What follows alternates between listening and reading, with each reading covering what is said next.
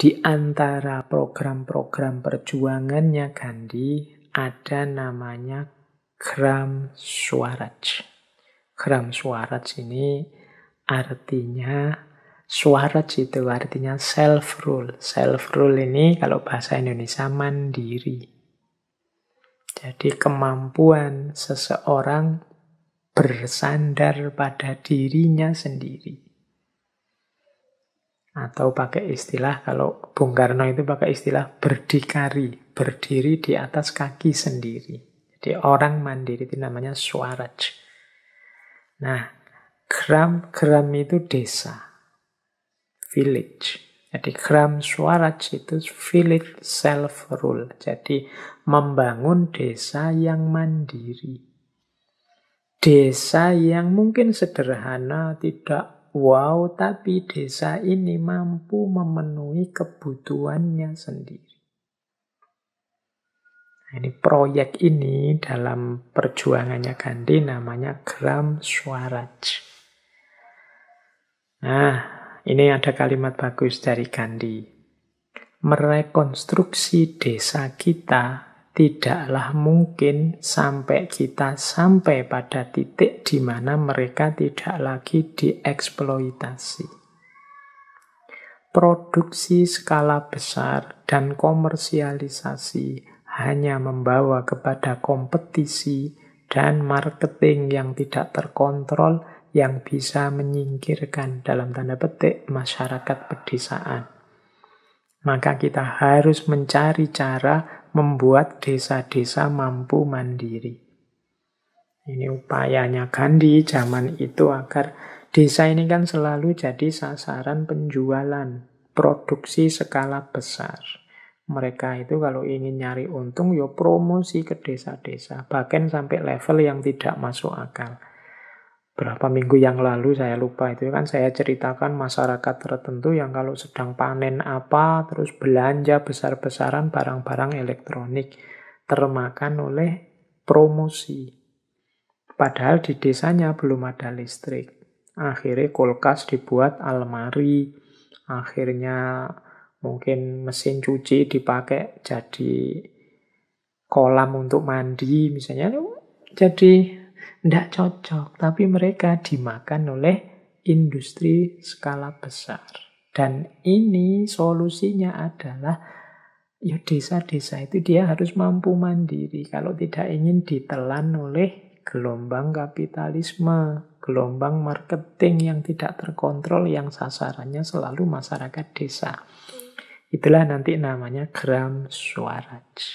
Proyek untuk self-rule, desa-desa mampu mandiri.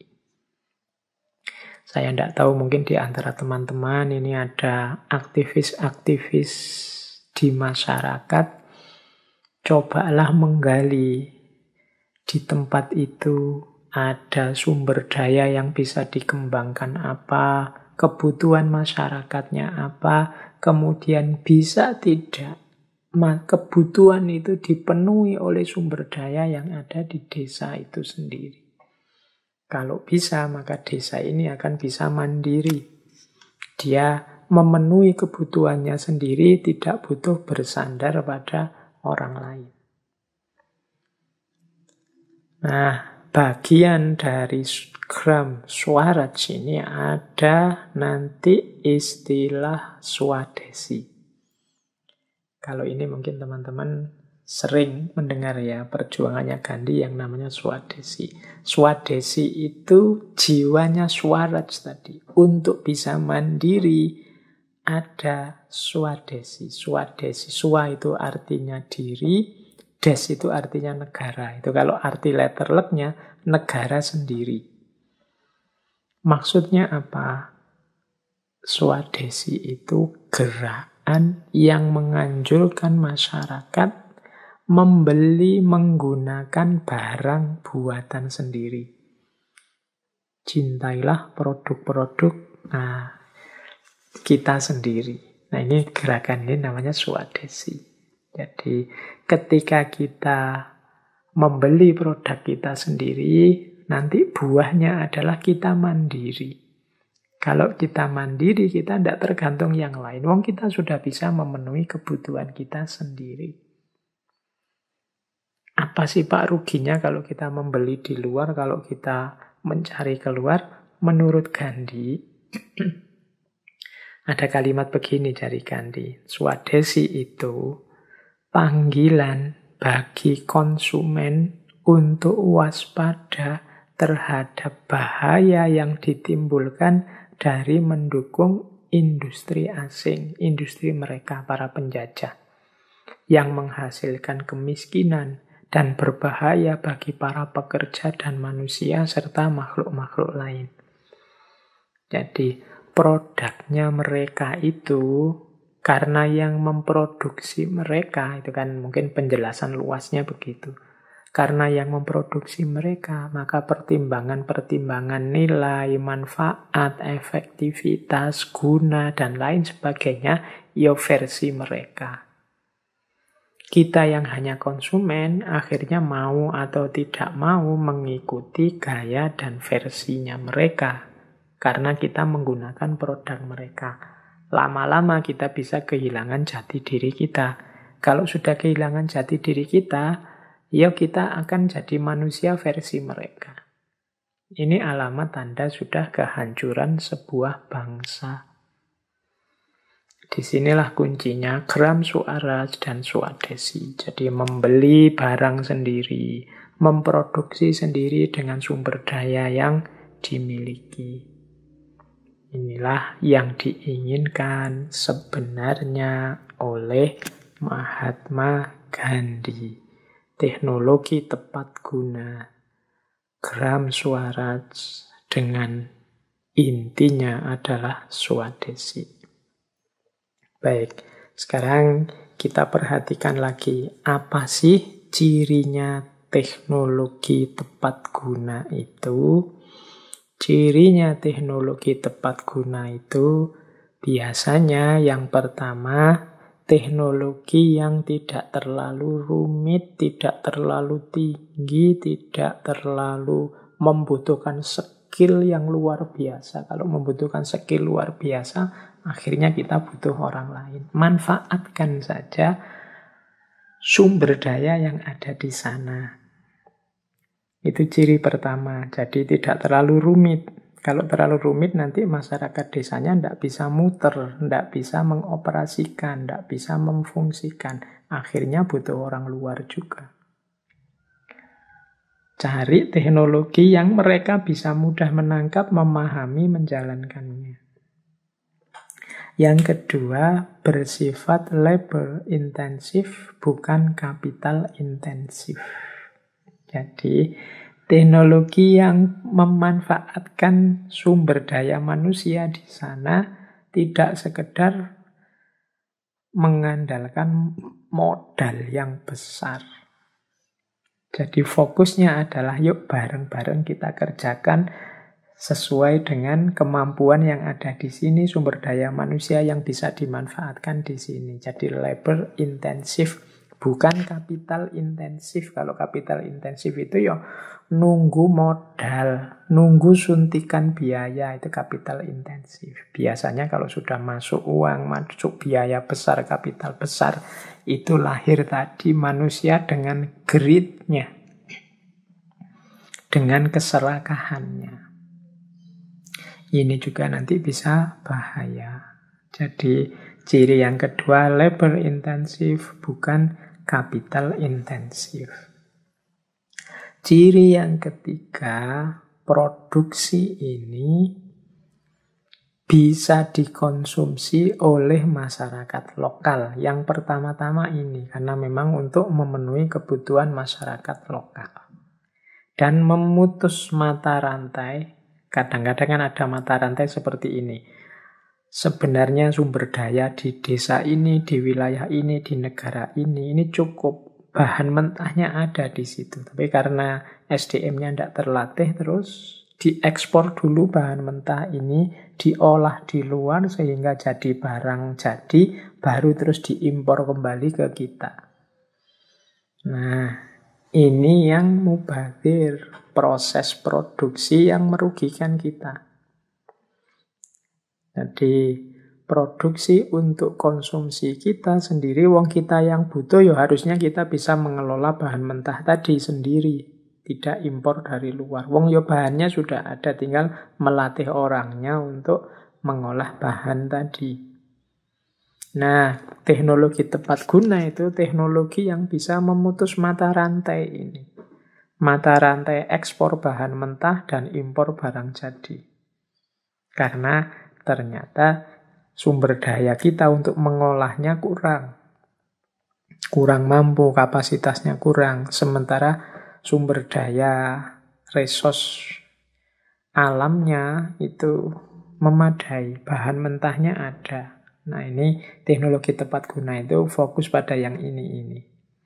Jadi sederhana, mampu dikelola oleh masyarakat lokal. Seandainya mungkin butuh pelatihan-pelatihan, ya ndak lama segera bisa dikuasai. Ndak butuh yang level S2, S3 teknik misalnya. Ndak, ini pelatihan sederhana saja. Kemudian dikembangkan dengan fokus labor intensif bukan kapital intensif. Jadi fokus pada mengefektifkan sumber daya manusia yang ada, bukan banyak-banyakan modal, banyak-banyakan biaya. Dan yang terakhir memutus mata rantai tadi. Jadi kita kirim bahan di kita keluar, nanti digarap orang lain. Kalau sudah jadi, kita beli lagi, kita impor lagi dengan harga yang jauh lebih mahal. Nah, ini antara lain cirinya teknologi tepat guna. Contohnya apa yang sering diilustrasikan dalam teknologi tepat guna versinya Gandhi adalah ini, charkha. Charkha itu yang ada gambarnya, itu alat pintal benang. Itu. Jadi ini diputer nanti bisa memintal benang. Dan Gandhi ini menjalankan proyek ini itu untuk melawan produk-produk dari Inggris yang menghegemoni. Mereka juga masif karena ya mesin untuk produksi kainnya pasti jauh lebih canggih.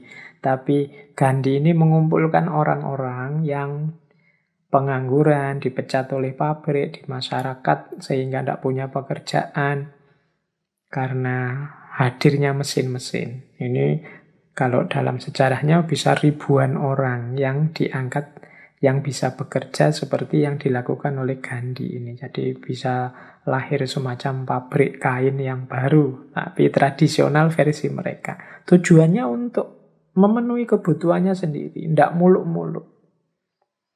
Dan ini adanya charkha ini simbol dalam 4 hal.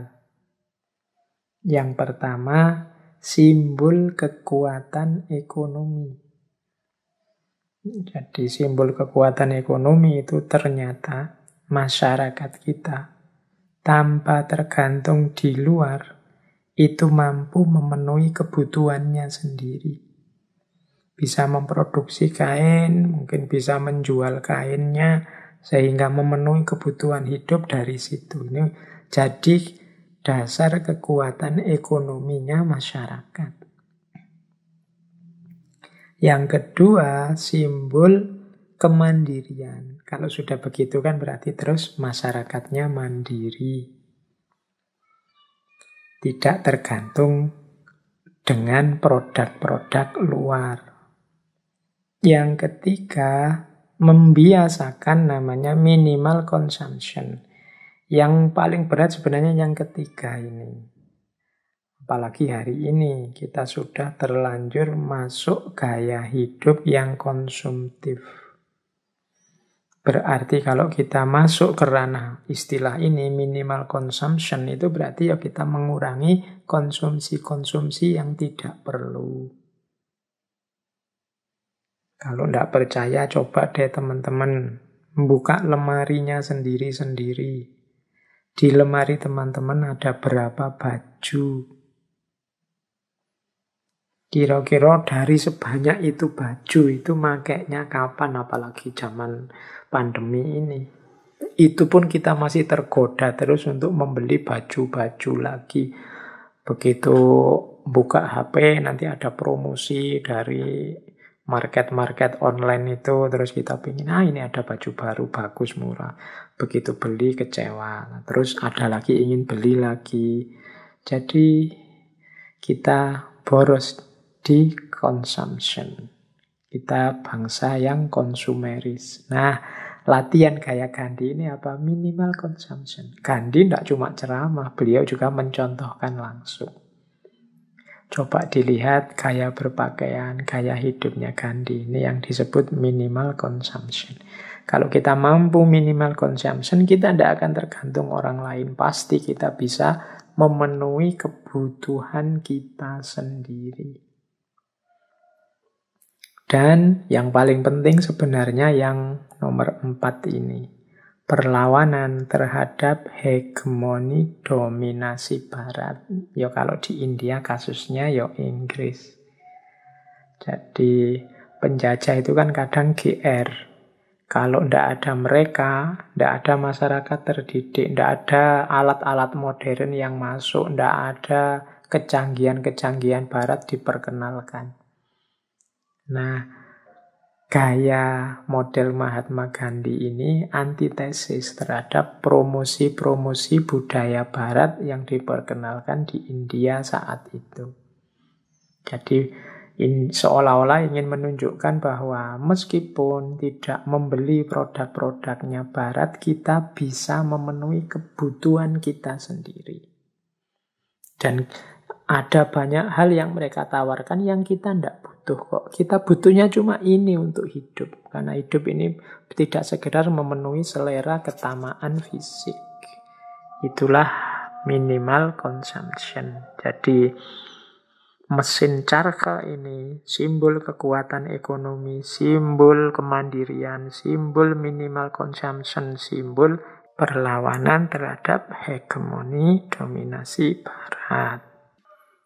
Oke, kita lanjutkan. Ini bagi teman-teman yang tertarik lebih jauh untuk belajar tentang teknologi tepat guna seperti gaya Mahatma Gandhi ini, hari ini sudah banyak buku yang membahas itu. Yang saya ingat misalnya bukunya Friedrich Schumacher yang judulnya Small is Beautiful, yang sudah ada terjemahannya dalam bahasa Indonesia. Kecil itu indah. Ini nanti isinya ada hubungannya dengan appropriate technology atau teknologi tepat guna yang dipraktekkan oleh Gandhi di tengah masyarakat India saat itu.